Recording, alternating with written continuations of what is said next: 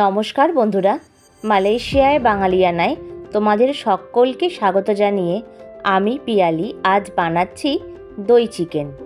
দই চিকেন বানানো কিন্তু ভীষণ সহজ, মাত্র কয়েকটা উপকরণ দিয়েই এই রেসিপিটা তৈরি হয়ে যায়। চলো তাহলে দেখে নেওয়া যাক। দই চিকেন বানানোর জন্য প্রথমে আমি 1 কেজি চিকেনে ছোট বাটির 1 বাটি দই ভালো করে ফেটিয়ে সেটা দিয়ে দিচ্ছি। তারপরে 2 চামচ পরিমাণে গোলমরিচ আর দিচ্ছি 1 চামচ পরিমাণে লবণ। তারপর ভালো করে ম্যারিনেট করে এটাকে আধ ঘন্টার জন্য বাইরে রেখে দেব। এখন তো শীতকাল, তাই এটা বাইরে রাখলে কোনো অসুবিধা নেই। যতক্ষণ চিকেনটা ম্যারিনেট হচ্ছে ততক্ষণ কড়াইতে আমরা দিয়ে দিলাম 4 চামচ পরিমাণে সর্ষের তেল। এরপরে এর মধ্যে আমি দিয়ে দিচ্ছি আগে থেকে টুকরো করে রাখা আলু। চিকেনে একটু আলু না হলে ঠিক জমে না, তাই জন্য আলু এখানে দেওয়া। চাইলে তোমরা স্কিপও করতে পারো। দিয়ে দিলাম 1 চামচ পরিমাণে লবণ। এবার আলুটাকে লবণ দিয়ে ভালো করে নাড়াচাড়া করে লাল লাল করে ভেজে তুলে রাখতে হবে। আমার চ্যানেলটি এখনও অবধি সাবস্ক্রাইব করা না থাকলে সাবস্ক্রাইব করবার অনুরোধ রইল। আর যারা ভিডিওটা ফেসবুক থেকে দেখছেন তারা আমার পেজটাতে ফলো করে আমার পাশে থাকবেন। আলুগুলো ভাজা হয়ে গেছে, এবার একে একে আলুগুলোকে আমরা তুলে নেব। এবার যে তেল ছিল তার মধ্যে আমি দিয়ে দিচ্ছি 3টে পরিমাণ এলাচ, আর দিচ্ছি 2টো দারচিনি স্টিক, আর দেব 1 চামচ পরিমাণে চিনি। এই সময় তেলের উপরে চিনি দিলে রঙটা ভীষণ সুন্দর আসে। আর আজকের রান্নায় কিন্তু কোনো হলুদের ব্যবহার হবে না। এবার দিচ্ছি 2টো মিডিয়াম সাইজের কুচনো পেঁয়াজ। ভালো করে পেঁয়াজটাকে আমরা ট্রান্সপারেন্ট হওয়া অবধি অপেক্ষা করব। তেলের সঙ্গে ভালো করে পেঁয়াজটাকে আমরা নাড়িয়ে চাড়িয়ে নেব, যাতে সুন্দর করে পেঁয়াজটা নরম হয় সেদিকে খেয়াল রাখবেন। ঘরে থাকা কয়েকটা উপকরণ দিয়েই এই রান্নাটা ভীষণ সহজে করে ফেলা যায়, আর রান্না করতে একদমই কম সময় লাগে। এবার দিয়ে দিচ্ছি 2 চামচ পরিমাণে আদা রসুনের পেস্ট। তারপর ভালো করে নাড়িয়ে চাড়িয়ে নিচ্ছি, যাতে আদা আর রসুনের কাঁচা গন্ধটা না থাকে সেদিকে খেয়াল করবেন। পেঁয়াজটা ভাজা হয়ে গেলে ম্যারিনেট করা চিকেনটা দিয়ে দিচ্ছি। তারপরে চিকেনটা দিয়ে সুন্দর করে নাড়িয়ে চাড়িয়ে নিতে হবে। এই রেসিপিটা রুটি, লুচি, পরোটা কিংবা ফ্রাইড রাইস, জিরা রাইস কিংবা নান, কুলচার সঙ্গেও দুর্দান্ত লাগে। একবার আমার মতন প্রসেসে বাড়িতে বানিয়ে দেখবেন। একেবারে কম সময়ে এবং কম উপকরণে একটি দুর্দান্ত রেসিপি।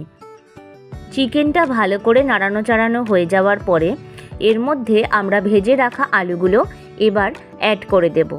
এই সময় আলুগুলো দিলে পরে আলুগুলো সুন্দরভাবে সেদ্ধ হয়ে যায় আর নরমও হয়ে যায়। তারপর আলুটা দিয়ে আরও কিছুক্ষণের জন্য নাড়িয়ে নিচ্ছি।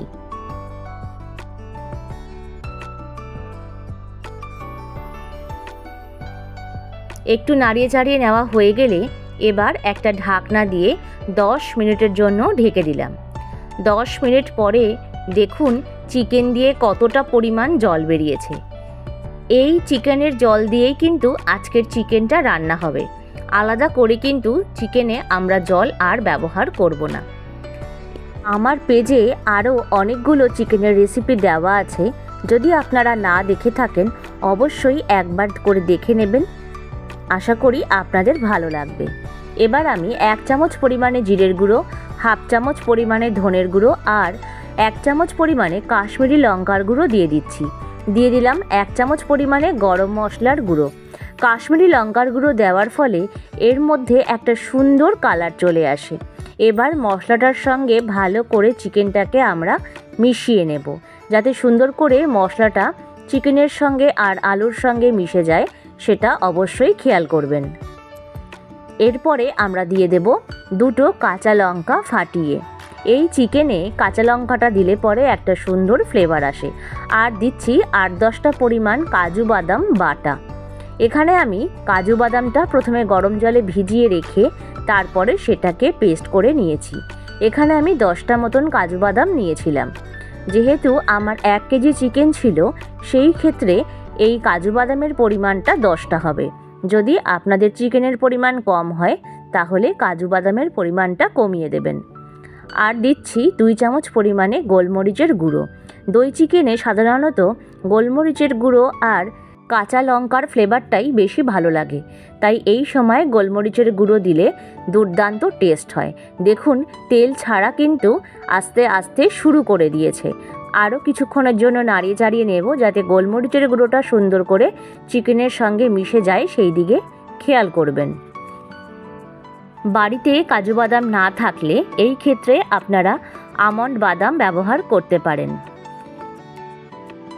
যারা এই ভিডিওটা ফেসবুক থেকে দেখছেন তারা আমার পেজটাতে ফলো করে আমার পাশে থাকবেন। দেখুন কতটা তেল ছেড়ে দিয়েছে। আরও কিছুক্ষণের জন্য আমরা কষিয়ে নেব যাতে সুন্দর করে তেল ছাড়ে, সেই দিকে খেয়াল করে বেশ অনেকক্ষণের জন্য নাড়াচাড়া করতে করতে আরও কিছুক্ষণের জন্য তেল ছাড়ার অপেক্ষা করব। দেখুন কতটা পরিমাণ তেল ছেড়েছে। এবার এর মধ্যে আমি মশলাটা ধুয়ে সামান্য পরিমাণ জল দিয়ে দিলাম। আপনারা যতটা পরিমাণ গ্রেভি রাখতে চান ততটাই রাখবেন। ফুটে উঠলে পরে দিয়ে দিচ্ছি 2 চামচ পরিমাণে কাসুরি মেথি। তারপরে বেশ কিছুক্ষণের জন্য নাড়িয়ে চাড়িয়ে নেব যাতে ভালো করে কাসুরি মেথিটা সব কিছুর সঙ্গে মিশে যায়, সেই দিকে খেয়াল করবেন। আপনারা আমাকে ইনস্টাগ্রামেও ফলো করে নিতে পারেন। দেখুন আমাদের দই চিকেন একেবারেই রেডি। গরম গরম ভাত, রুটি কিংবা কুলচা বা পরোটার সঙ্গে কিন্তু দুর্দান্ত লাগে। একবার আমার মতন প্রসেসে অবশ্যই বাড়িতে বানিয়ে দেখবেন।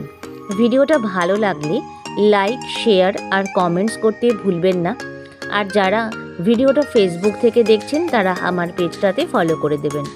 আর আমার চ্যানেলের নতুন বন্ধুদের সাবস্ক্রাইব করবার জন্য অনুরোধ রইল।